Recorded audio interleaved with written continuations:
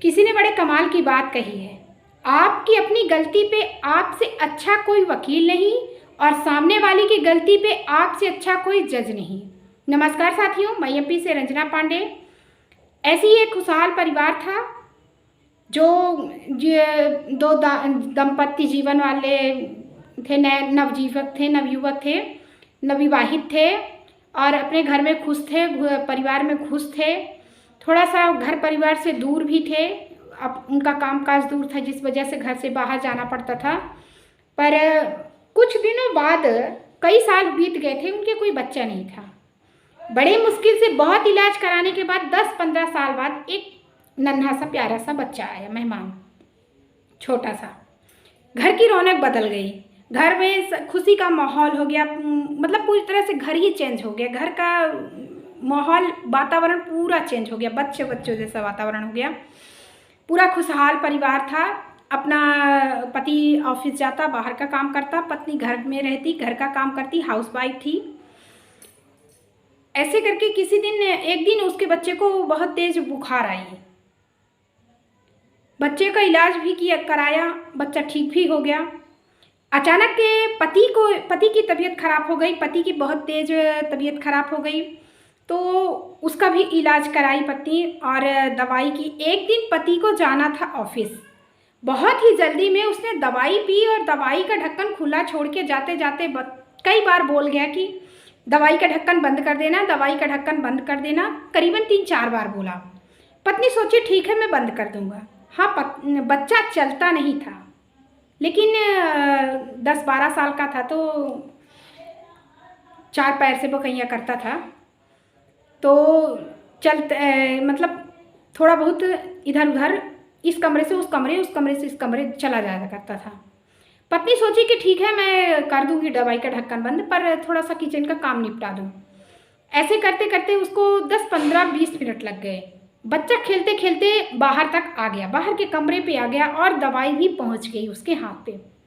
दवाई लिया, कलर उसका दवाई का भी था, अट्रैक्शन वाला था, रेड कलर में था, जिससे बच्चे ज़्यादा आकर्षित होते हैं। उसने तुरंत उसके तक पहुंचा और उस दवाई के मुंह में डाल भी लिया, डाल के दवाई को पी भी गया। अब बड़े बुजुर्गों की, बड़े आदमियों की दवा थी, तो उस हिसाब से बच्चा कम पीता तो ठीक था, थोड़ा सा ज़्यादा पी गया। उसके मुंह से झाग निकलने लगा, झाग निकलते निकलते बच्चा बेहोश हो गया, वहीं पर पड़ा रह गया। पत्नी जब काम करके बाहर आई, तो किचन का काम समाप्त करके बाहर आई, तो देखी तो उसका बच्चा बेहोश था। उसको कुछ सूझ नहीं रहा था कि अब करे तो करे क्या, बस रोए जा रही थी। ये था कि अब पति उससे कभी बात नहीं करेंगे, उसको कभी देखेंगे नहीं, तरह तरह की उसके मन में बुरे ख्याल आने लगे। इस वजह से वो और डर गई और रो रही थी। फिर भी उसने अपना दिमाग चलाया और फ़ोन लगाया, सीधे एम्बुलेंस बुलाया और तुरंत हॉस्पिटल पहुंची। हॉस्पिटल पहुंच के बच्चे का ऑपरेशन हो गया, बच्चा ऑपरेशन थिएटर पे चला गया।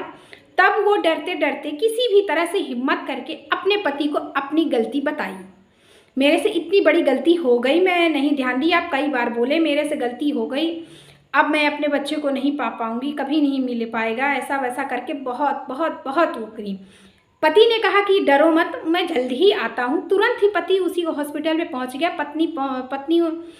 पत्नी ने जब पति को देखा तो उससे अच्छा जोर से गले लपट कर और अपना दुख व्यतीत करने लगी, अपनी गलती जाहिर करने लगी।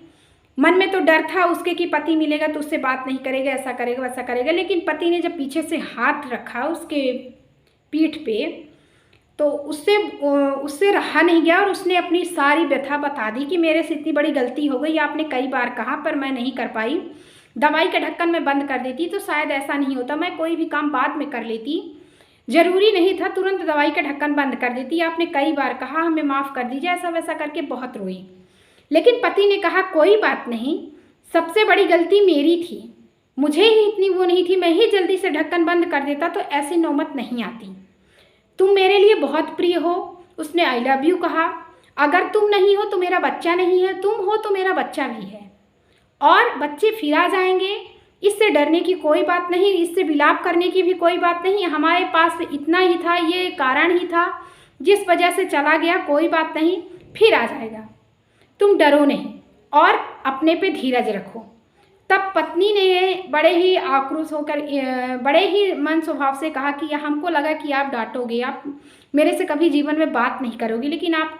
तब पति ने कहा कि मेरे लिए जितना मेरा बेटा मायने रखता, उससे कहीं ज़्यादा मेरे लिए तुम मायने रखती हो। मैं तुमसे बहुत प्यार करता हूँ, इसलिए मेरी गलती है। अगर मैं ढक्कन बंद करके जाता, तुम्हारे ऊपर डिपेंड नहीं होता, तो शायद ये नौबत नहीं आती। तो हमेशा तभी पीछे से डॉक्टर आया और उसने कहा कि आप टेंशन मत लो, बच्चा आपका खतरे से अब बाहर है। हाँ, कुछ दिनों के लिए उसको हॉस्पिटल में ही रहना पड़ेगा। तब दोनों ने भगवान को धन्यवाद किया और अपने में कहा कि अब जीवन में कभी ऐसी गलती नहीं करूँगा। इसका ये सार है कि किसी भी इंसान को अपनी गलती तत्काल स्वीकार करने में कोई भी बुराई नहीं है। जरूरी नहीं है कि पत्नी की गलती हो तो पत्नी को ही कहा जाए, पति की गलती हो तो पति की ही कहा जाए। हमेशा एक दूसरे का साथ दें। हर काम हर पत्नी नहीं कर सकती और हर काम हर पति नहीं कर सकता। ये दोनों का बहुत ही अटूट रिश्ता है। ये दोनों एक सिक्के के दो पहलू या एक साइकिल के दो पहिए हैं। ये पहिया गड़बड़ तो ये भी गड़बड़, और ये पहिया गड़बड़ तो ये भी गड़बड़। तो दोनों को साथ देना चाहिए। दोनों की गलतियां होती हैं, एक दूसरे का सपोर्ट करना चाहिए। जरूरी नहीं है कि पत्नी के ने ढक्कन नहीं बंद किया समय पर तो पति आए तो उस पर बरस पड़े, कोई ज़रूरी नहीं है। हो जाती है गलतियां, हर इंसान से गलती होती है, और जो घर पे रहता है उसके पास तो और काम होता है और सारी गलती हो जाती है। तो इसका मतलब ये नहीं कि हम उसको दुत्कारें, उसको डिवोर्स दे दें कि तुमने मेरा बेटा खो दिया, तुम जाओ। ऐसा नहीं करना चाहिए। अपनी गलती को सुधारें, जहां आपसे गलती हो वहां गलती को सुधारें, और जहां सामने वाले की गलती हो वहां सपोर्ट करें, दोबारा कोई गलती ना हो। गलतियां हमेशा इंसान को शिक्षा देती हैं, और आप भी शिक्षा लीजिए। कभी भी कोई भी गलत काम मत करिए और हमेशा एक दूसरे का साथ दीजिए। किसी को दोष देने से कुछ समस्या हल नहीं होगी। बस अपनी गलती खुद जानिए और खुद पहचानिए। फिर मिलते हैं नेक्स्ट वीडियो में। आज इतना ही। वीडियो अगर अच्छा लगे तो प्लीज़ लाइक, शेयर और सब्सक्राइब करें। कमेंट ज़रूर दें। सब्सक्राइब करते समय बेल आइकन अपना ज़रूर दबाएं। बस तब तक घर पर रहें, स्वस्थ रहें, सुरक्षित रहें। Bye bye.